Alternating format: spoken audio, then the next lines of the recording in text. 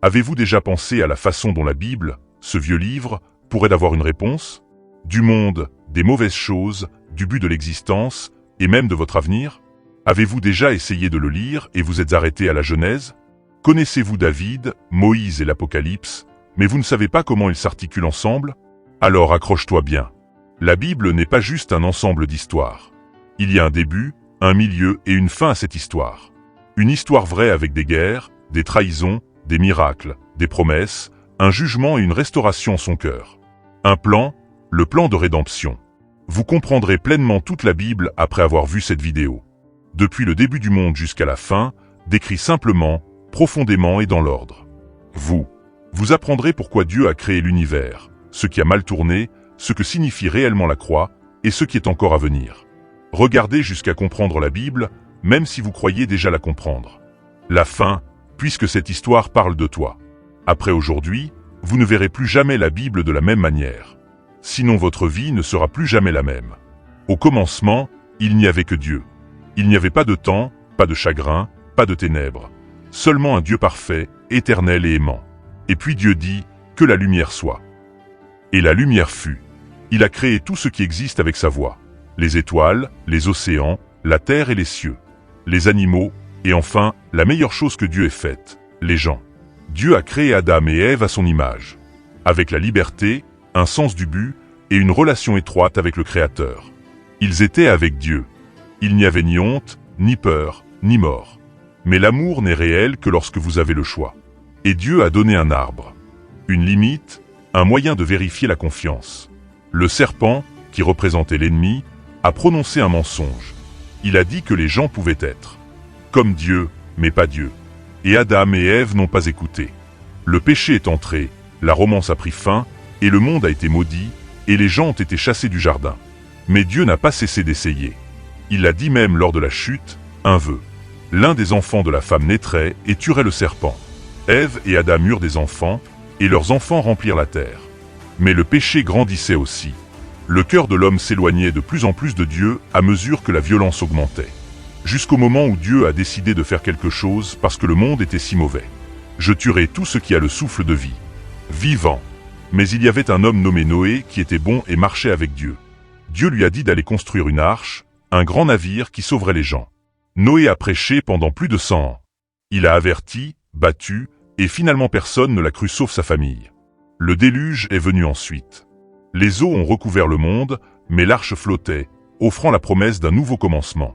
Noé. 8 personnes, sa femme, ses fils et ses belles-filles, ont recommencé l'histoire de l'humanité. Et quand les eaux se retirèrent, Noé pria Dieu, et Dieu fit une nouvelle promesse. Je ne détruirai plus jamais la terre par un déluge. Et il a mis l'arc-en-ciel dans le ciel comme signe. Le message était clair.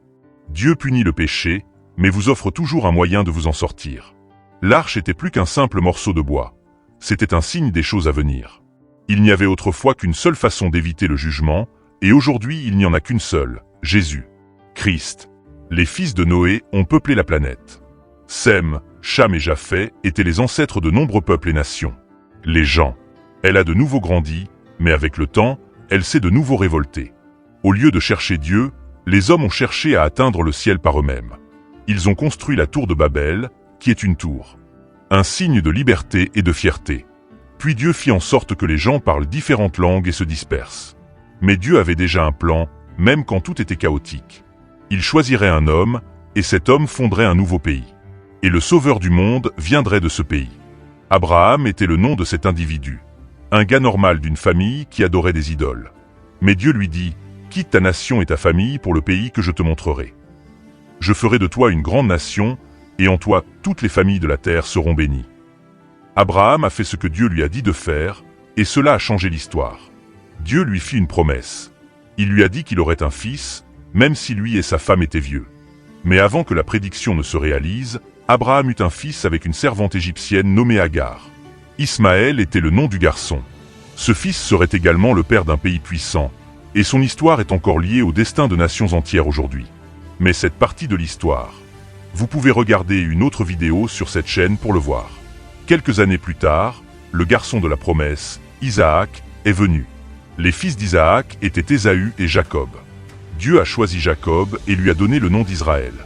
Jacob avait 12 fils, et ses fils ont donné naissance aux 12 tribus d'Israël. Mais le plan de Dieu inclurait quelque chose d'encore meilleur. Joseph, l'avant-dernier fils de Jacob, a été vendu en esclavage par ses propres frères. Mais ce qui semblait être un désastre faisait partie du plan. Ils ont emmené Joseph en Égypte. Là-bas, Dieu l'a élevé, et c'est lui qui a sauvé sa famille lorsque la famine a frappé. La promesse était toujours là en Égypte. Même si l'esclavage viendrait plus tard, Dieu était en charge de tout ce qui menait à l'accomplissement de son accord. Le temps passa. La famille de Jacob prospéra en Égypte et devint un grand groupe de personnes. Mais les Égyptiens voyaient le peuple qu'ils avaient accepté comme une menace. Et ainsi, Israël était esclave. Pendant plus de 400 ans, les enfants de la promesse ont vécu dans la peur et ont crié « Dieu, combien de temps ?» Dieu a écouté et a envoyé Moïse pour les sauver. Moïse avait grandi dans. Il était dans le palais du Pharaon quand Dieu l'a appelé du désert pour faire quelque chose d'impensable. « Dis à Pharaon, laisse partir mon peuple, dit Pharaon, mais il ne le fit pas. Dieu a envoyé une plaie après l'autre jusqu'à ce que l'Égypte cède. Dieu a rendu très clair ce qu'il fallait faire la nuit dernière. C'était le travail de chaque famille de tuer un agneau et de marquer les montants de la porte avec son sang. Je passerai au-dessus quand je verrai le sang. C'est ainsi que la Pâque a reçu son nom. Et, à l'aube de ce jour, le peuple de Dieu était libre, mais l'ennemi n'abandonnait pas. Pharaon poursuivit les Hébreux jusqu'à l'océan. À ce moment-là, Dieu a rendu l'impossible possible. La mer Rouge s'ouvrit, et le peuple traversa à pied sec. L'armée égyptienne fut anéantie. Le Seigneur avait gagné. Dieu a conduit son peuple à travers le désert, avec des nuages le jour et du feu la nuit. Il a fait une promesse sur le mont Sinaï. Dieu a donné les tablettes avec la loi dessus. Les 10 commandements représentaient ce qui est juste, saint et bon, mais ils montraient aussi quelque chose de plus profond. Le péché a terni le cœur humain. Les gens se plaignaient, défiaient et ripostaient, voyant des merveilles, mais leur cœur était dur. À cette époque, Dieu a établi le tabernacle, un lieu de culte avec des sacrifices chaque jour. Là, le péché était caché mais non enlevé. Ce n'était qu'une ombre, un signe. Le sang d'animal ne pouvait vraiment rien nettoyer. Pourtant tout indiquait ce qui allait suivre. Un agneau sans défaut, le sacrifice parfait. Dieu montrait au peuple qu'il ne pouvait être sauvé que par le sang, et que recevoir de l'aide de l'extérieur n'était que le début. Il voulait libérer leurs émotions. Après 40 ans dans le désert, les Israélites arrivent enfin au bord de la terre que Dieu a promise à Abraham. Un endroit où coule le lait et le miel. Moïse n'y entre pas. Il meurt en regardant la promesse. Mais le Seigneur fait de Josué le chef du peuple pour les aider à gagner. Il traverse le fleuve Jourdain et un cri de foi fait tomber les murs de Jéricho. Les tribus se dispersent à travers le pays. Mais un problème survient bientôt. Les gens oublient le Seigneur. Sans un leader fort, chacun faisait ce qu'il pensait être juste pour lui. Et ainsi commence une période de cycle. Transgression, tyrannie, repentance, liberté, puis péché à nouveau. C'était l'époque des juges, quand Dieu choisissait des hommes et des femmes comme Déborah, Gédéon et Samson, pour libérer le peuple. Mais les choses changeaient toujours. Et le peuple voulait un roi. Nous aspirions à être comme les autres pays. C'était d'accord avec Dieu. Et puis Saül, le premier roi d'Israël, était grand, musclé et désobéissant. Dieu choisit ensuite David, un jeune berger, après lui.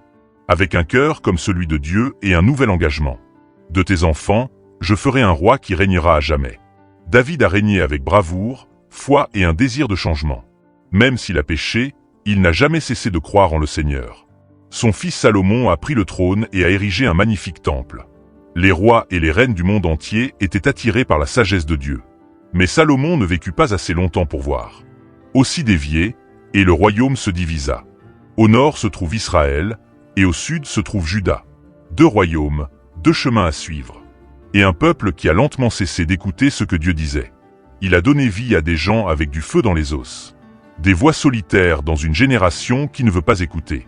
Prophète. Isaïe a vu quelque chose. Depuis le trône de Dieu, haut et élevé, et a entendu les anges crier « Saint, Saint, Saint est le Seigneur des armées ». Le peuple n'était pas brisé. Jérémie pleurait en racontant à tout le monde la destruction. Il a été mis en détention. Il était embarrassé, mais il continuait à crier « Revenez au Seigneur tant que vous le pouvez encore ». Ézéchiel a vu l'Esprit de Dieu quitter le temple dans un char de feu. Il voyait des choses dans son esprit, de jugement, mais aussi de guérison. Il regarda à travers une vallée d'ossements desséchés, et Dieu dit « Fils de l'homme, prophétise, et les os reprendront vie. Daniel était encore un enfant lorsqu'il fut emmené en otage à Babylone, mais même au milieu de l'Empire, il ne se laissa pas souiller. Il a été jeté dans la fosse aux lions et en est sorti indemne. Il a vu des royaumes s'effondrer et un royaume qui durerait éternellement s'élever. Le royaume du Fils de l'homme. Chaque prophète criait, mettait en garde et pleurait, mais le peuple n'écoutait pas, jusqu'à ce que le moment du jugement arrive. L'Assyrie a conquis Israël, le royaume du nord, et il a péri. Babylone a pris le contrôle du royaume du sud de Juda. Le temple a été démoli et Jérusalem a été incendiée. Et les gens qui ont survécu ont pleuré le long des rivières de Babylone, disant « Comment pouvons-nous chanter au Seigneur dans une terre étrangère ?» Il semblait que tout était fini, mais pas pour Dieu. Même lorsqu'ils étaient en exil, il continuait de parler. Il a dit « Je vous ramènerai, je formerai une nouvelle alliance, et je vous accorderai. Je vous donnerai un nouveau cœur, et je répandrai mon esprit. » Après 70 ans, un petit groupe est revenu. Ils ont restauré le temple et les fortifications, mais quelque chose n'allait pas. La splendeur n'était pas revenue. On avait l'impression que tout se préparait. Le temple était toujours là, et l'autel avait été reconstruit. Mais le ciel restait silencieux. Il n'y avait pas eu de prophète, de vision ou de parole révélée depuis 400 ans. Mais quand le ciel est silencieux, c'est un signe que quelque chose de grand est sur le point de se produire. 400. Après quelques années, Dieu parla de nouveau. Mais cette fois-ci, ce n'était pas par des prophètes. C'était un bébé. Jésus est né dans une petite ville nommée Bethléem. Pas dans un château, mais dans une crèche, pas avec des rois, mais avec des animaux et des bergers. Une naissance simple, mais pleine d'éternité. Le Verbe s'est fait chair. Dieu a pris forme humaine. Le Créateur est venu en créant. Les anges ont dit, aujourd'hui, un Sauveur est né dans la ville de David. Il est le Christ, le Seigneur. Il apprenait de plus en plus, travaillait comme charpentier, et a commencé à enseigner à l'âge de 30 ans. Mais, il n'enseignait pas comme les autres. Il a déclaré, « Je suis la lumière du monde. Je suis le pain de vie. » Il a dit, « Je suis le chemin, la vérité et la vie. Personne ne vient au Père que par moi. » Il a guéri les malades. Il a ramené les morts à la vie, pardonné les pécheurs, touché les intouchables et aimé ceux qui étaient rejetés. Mais pas tout le monde. L'élite religieuse était bouleversée, et l'Empire romain se sentait menacé par son message. Et le peuple était divisé. Jésus n'est pas venu pour mener une armée. Il est venu pour gagner une bataille que personne ne pouvait voir. Le péché, la mort et l'enfer. Pour payer cela, il devrait mourir. Jésus comprenait pleinement. Il savait pourquoi il était venu. La croix, la trahison et la mort ne le surprenaient pas. Il marchait joyeusement vers la mort. Dès le début de sa mission, il a averti que les gens se retourneraient contre le Fils de l'homme, le trahiraient et le tueraient, mais qu'il ressusciterait le 3e jour. Jésus est né pour mourir. Lors de la dernière scène, Jésus a rompu le pain et a déclaré « Ceci est mon corps donné pour vous ». Il a dit « Ceci est mon corps donné pour vous ». Puis il prit la coupe et dit « Ceci est mon sang de la nouvelle alliance, versé pour le pardon des péchés ». Cette nuit-là, il fut arrêté, trahi par un baiser, et accusé par. Il fut jugé au milieu de la nuit par un tribunal religieux corrompu utilisant de faux témoins. Il a été battu, ils lui ont craché dessus et se sont moqués de lui. Ils ont mis une couronne d'épines sur sa tête et une robe rouge sur lui. Ils lui mirent une couronne sur la tête et se moquèrent de lui en disant « Salut, roi des Juifs !» Pilate le leur livra, et il se lava les mains et laissa la foule décider, car il ne trouvait aucune faute en lui. Il criait « À mort !» Jésus portait la croix à travers les rues de Jérusalem. Il est tombé, a été poussé, a saigné, et pourtant il n'a dit rien de mal sur personne. Quand il est allé à la montagne nommée Golgotha, ils ont cloué ses mains et ses pieds à l'arbre et l'ont suspendu entre le ciel et la terre. Non seulement Jésus a souffert physiquement, mais il a également pris sur lui les péchés de tous les hommes. Chaque mensonge. Il a reçu chaque péché, chaque injustice, chaque peur et chaque honte. Et puis, il a dit « Père, pardonne-leur, ils ne savent pas ce qu'ils font. Ô Dieu, pourquoi m'as-tu abandonné ?» Et enfin, ce fut fait. Le voile du temple se déchira de haut en bas, et la terre trembla. Les gens qui étaient attentifs ont réalisé que les tombes s'étaient ouvertes. Quelque chose de grand s'était produit. Jésus est mort. Le corps a été placé dans un tombeau emprunté, et la pierre a été scellée. Des gardes étaient à la porte. On aurait dit que l'enfer avait gagné, mais ce n'était que pour 3 jours. À l'aube du 3e jour, les cieux, la terre trembla, et la pierre glissa de côté. Le tombeau était vide. Les anges ont dit: Pourquoi cherchez-vous le vivant parmi les morts? Il est vivant. Jésus s'est montré à Marie-Madeleine, dans le jardin.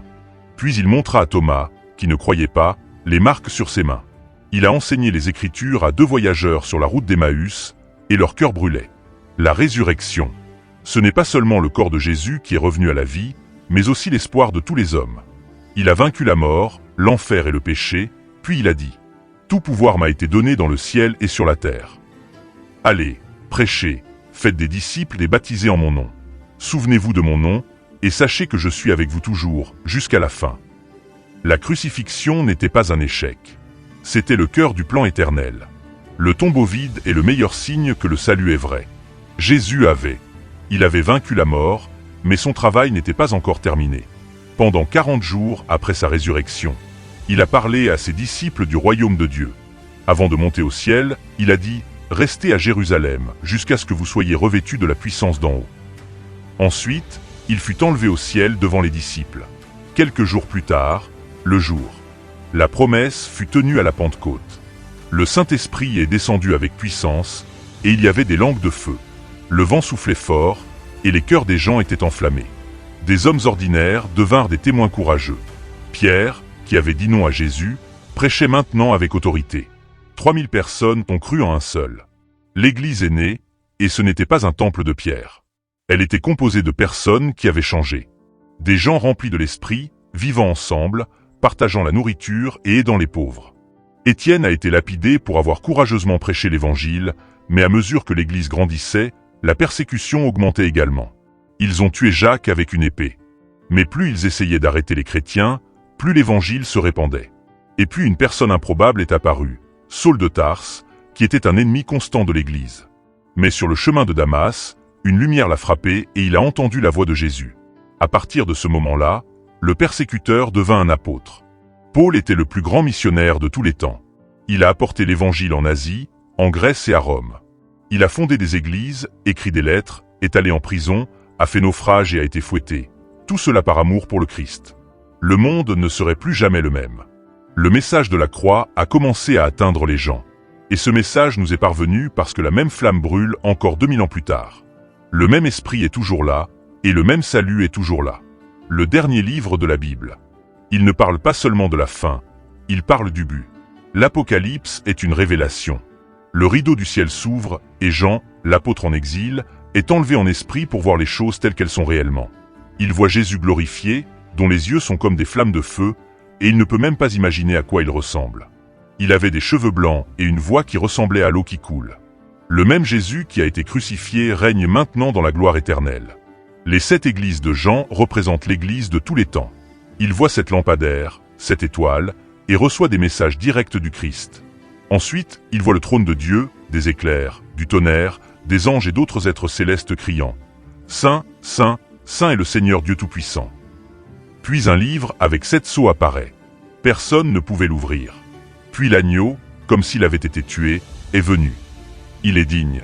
Quand les sceaux sont brisés, les jugements commencent. Les 4 cavaliers de l'Apocalypse sortent, ceux qui conquièrent. La terre tremble, les cieux tremblent, et une bataille spirituelle se révèle. Il y a des anges et des démons, des trompettes, des coupes de colère, des tremblements de terre, des étoiles qui tombent, et beaucoup de gens qui crient pour la justice. La bête s'élève, et le faux prophète trompe les nations.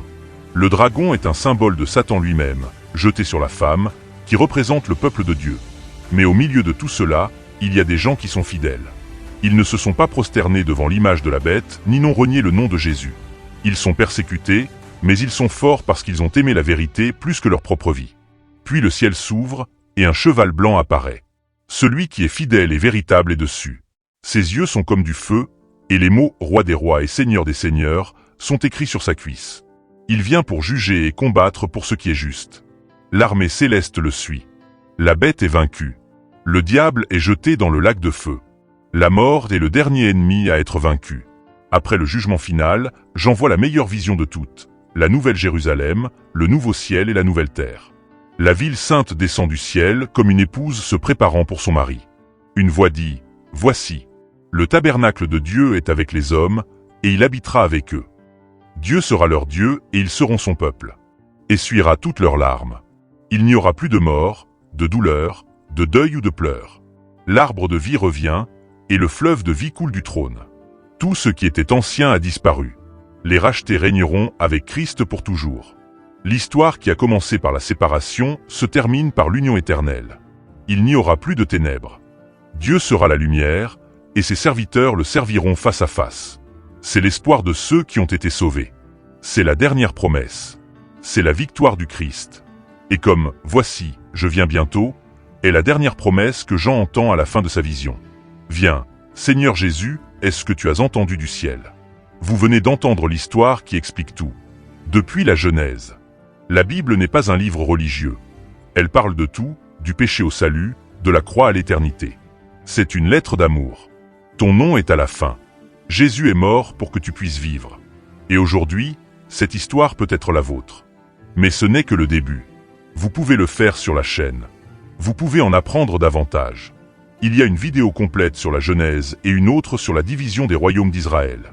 Il contient les prophéties d'Isaïe, les miracles d'Élie et d'Élisée, et le voyage radical de l'apôtre Paul, et le secret révélé dans l'Apocalypse. Cliquez ici, choisissez un sujet, et restez avec nous. Parce qu'une fois que vous comprendrez la Bible, vous comprendrez la vie, et tout changera.